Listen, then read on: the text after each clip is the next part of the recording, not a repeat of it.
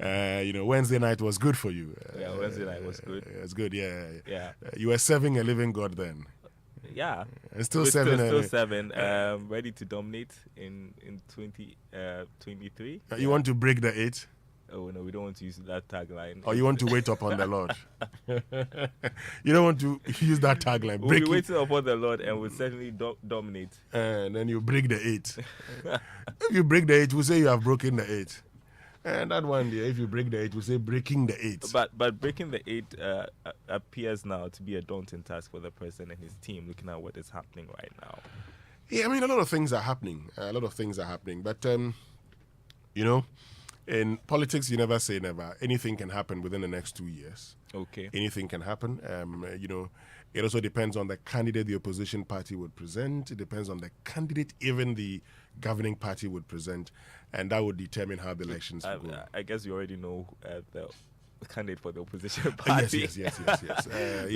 Well, but they're going to go into a contest. Yeah. And so, I mean, it's obvious that he will be challenged. So let's see what happens. It'll be interesting the candidate the MPP puts up. And there are some people who say if things go this way, it's going to be to the disadvantage of whoever wants to take up from the president. So. if that person is seen as a member of the crew, that person would struggle. If that person is seen as not part of, the crew, that person wouldn't struggle. But anyway, this morning we'll be, doing analysis of what John Dramani Mahama said last night. He's talked about a lot of things, and he'll be sharing some of it with us in the Joy Business Report. And also be having a conversation about stroke. Very, very important. Yeah. Very, very, very, very important. Well, this is the Super Morning Show on Joy 99.7 FM. Now time for the Joy Business Report with Acquah and the team.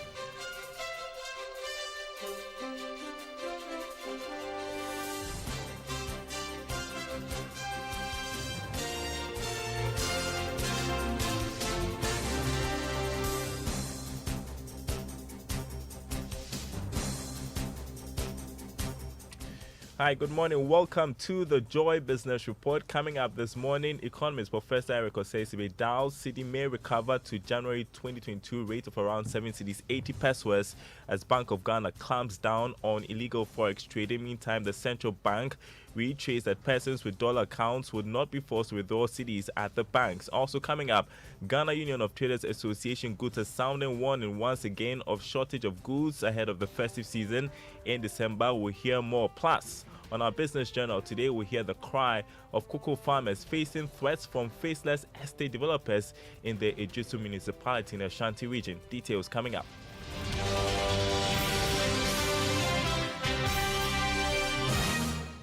My name is Acquah. Thanks for being with us this Friday morning. Economist Professor Eric Oseibe is pushing for strict enforcement of the foreign exchange laws to help stabilize the city.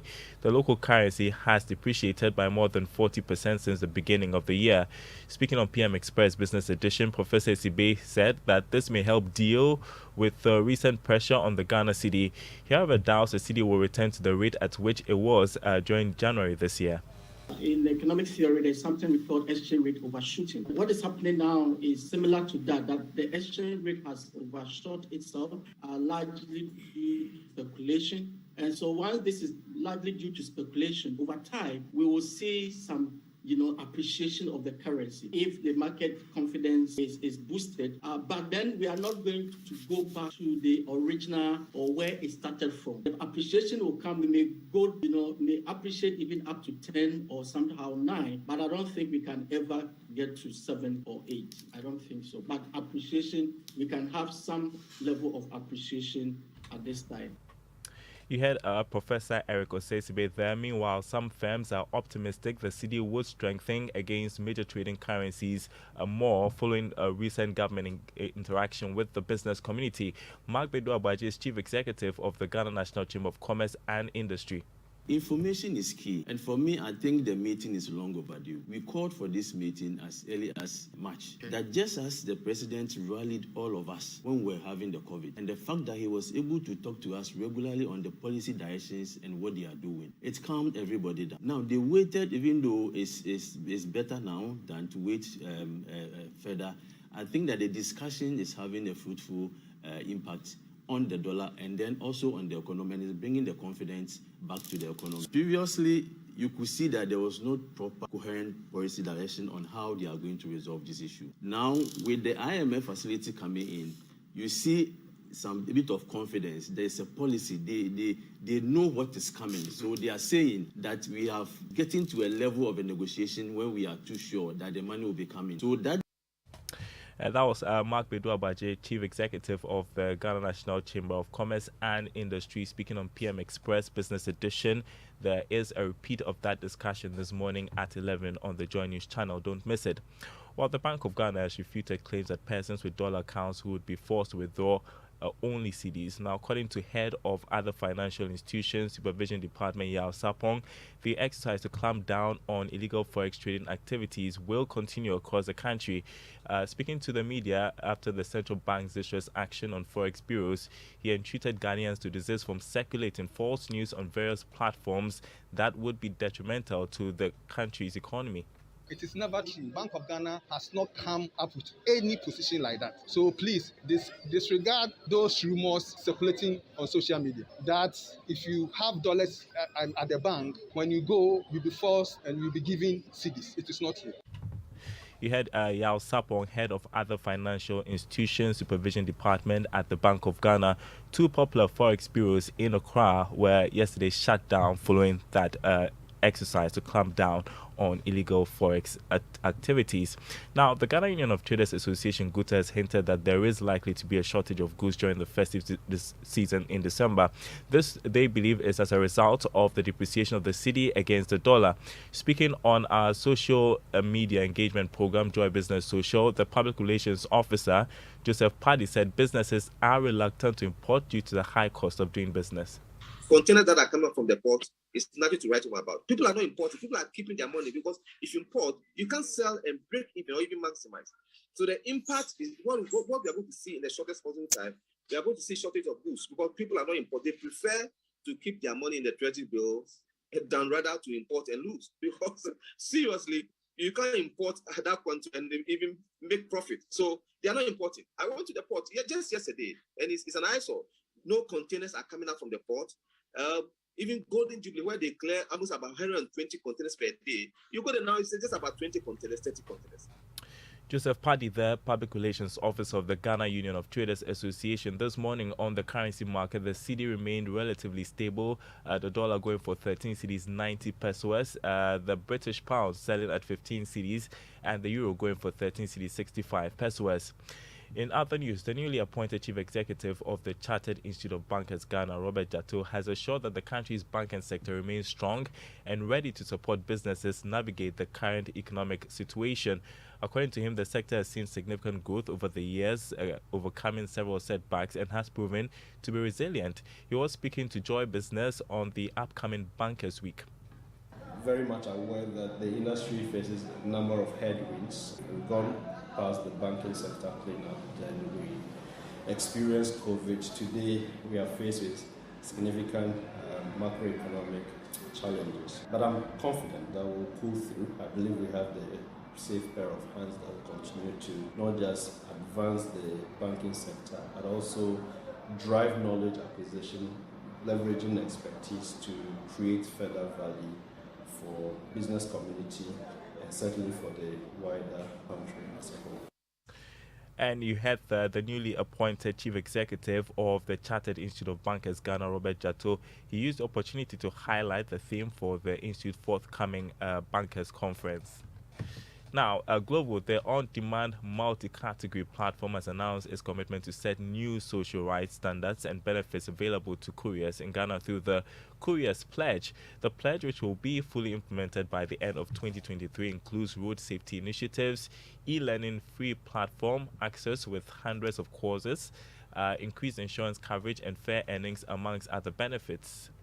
It entails actually having a number of different opportunities. So first of all, we talk about fair earnings, where we want to make sure that all the couriers that are collaborating with us are actually making a livable wage. We also provide insurance benefits. Additionally, we are going to be introducing sick pay. In addition, we also talk today about funeral support. These measures are part of our social impact initiatives that we do. So as a company, we are not just looking to make a profit, but we're actually looking to have a positive impact on the environment and also on the people that we work with. So when it comes to building up the economy, we are actually looking for ways to support the riders that we work with and also the partners, the restaurants that we are working with.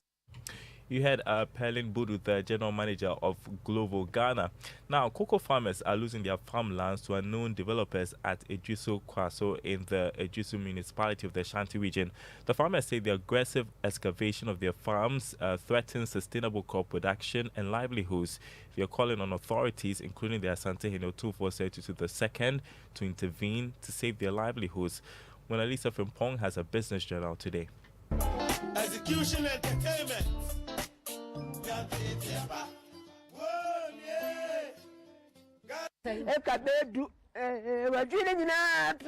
My 10-acre cocoa farm has been destroyed.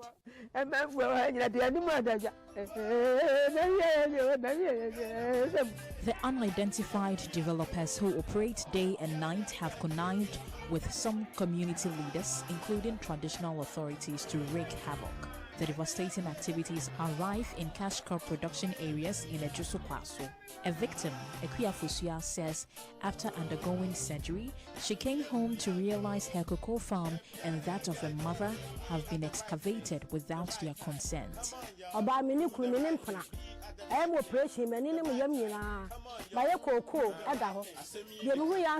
I spotted a caterpillar on my cocoa farm. It has destroyed all my crops. We have nowhere to farm now.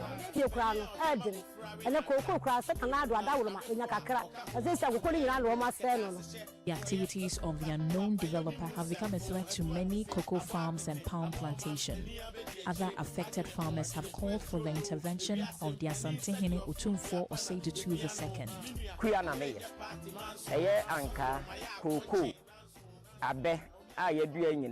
No notification was given before our crops were destroyed.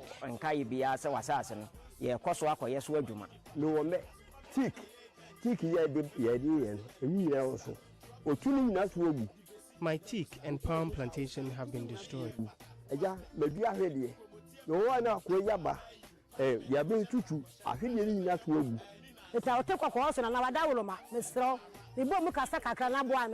We plead with Otumfuo to intervene.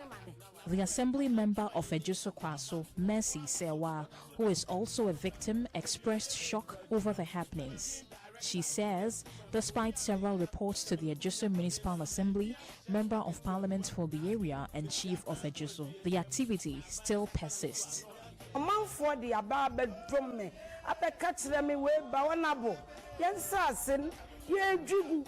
Farmers in the town have been complaining to me. My own farm has been affected.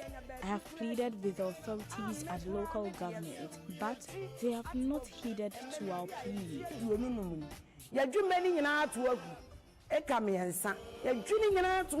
Assembly woman, Mako Assembly, Acquah,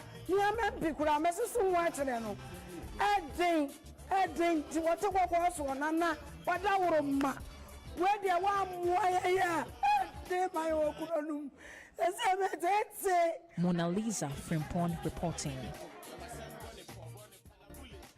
Well, thanks, Mona Lisa, for that report. Hopefully, there will be some intervention. Before we go, let's take a look at the currency commodity market this morning, rather. Crude oil opened trading this morning at $96 a barrel. Gold went up marginally to open trading at $1,664 an ounce. Cocoa selling this morning at $36. Open trading at added $36 rather to open trading at $2,314 a ton. More news on our website, myjoyonline.com/business. My name is Acquah. Thanks for listening. I know you want to hear this once again. The dollar going for 13 cedis 90 pesos, a bit of stability. The dollar is doing well now. So are you No, the city is doing well. Sorry. Are you suggesting that you agree with the Speaker of Parliament? Because the motion to censure Speaker says once the MPs took that I like to hear how he came by that. I mean, no, markets react. Well, he has a point. Markets react. Markets do react to news. I don't know if it was that specific. Oh no, but for once. No, but I actually think that, you see, we had signal, and yesterday I got the impression from even the market players that the signal that we are doing something about the economy from the meetings and the amount of money coming in actually helped a lot. When the president started meeting with the business groups, so the all of Forex those Bureau ones, operators. so immediately they get the impression that no, you don't need to keep it. You need to actually. So he may be right after all. Yeah, but the not because I was thinking must go. empirical evidence. I asked myself, so on what basis is the speaker saying this? But if you look at it, the speaker thinks he's the speaker in the United Kingdom. He have a point too. You can reasonably infer. Reasonably infer. This is social science. So you put 1 and 2 together, then you infer. But you see, I met a friend who is into this forest trade, and was talking about how on Tuesday the guys were just checking. I mean, he was in the Forest Bureau, and the prices, the city kept appreciating. And so he was hoping that it would go down further.